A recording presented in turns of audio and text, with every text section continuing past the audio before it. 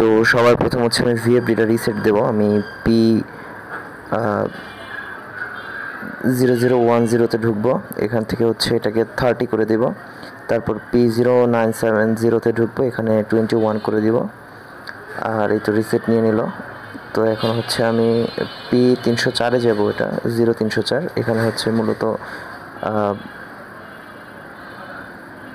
ভোল্টেজটা সেট করতেছি, আমি 380 সেট করলাম।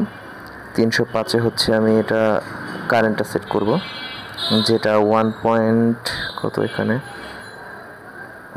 1.80। তো 1.80টা আমি এখান থেকে সেট করে নিলাম। আচ্ছা, তারপর হচ্ছে আমি 307-এ গেলাম, যেখানে হচ্ছে কিলোওয়াট, মোটরটা কত কিলোওয়াটের, যদি এখানে এইচপিতে দেওয়া ছিল ওটা কিলোওয়াটে কনভার্ট করে নেওয়া হবে। আর এটা হচ্ছে পাওয়ার ফ্যাক্টর, যেটা 0.8 আর কি ধরা হয়। তো 8 দিয়ে দিচ্ছি, সমস্যা নেই এতে। তো এখানে যাই হোক, এটা পাওয়ার ফ্যাক্টর আর কি।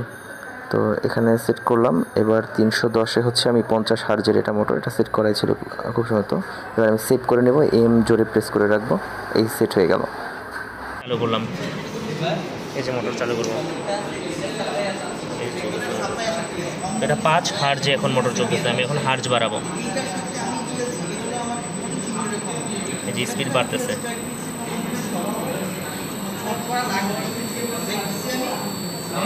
এটা এখন 38 হার্জে চলতেছে মোটরটা। এখন আমি এটা কমাবো, এই যে কমাইতেছি, এই যে কমাইতেছি।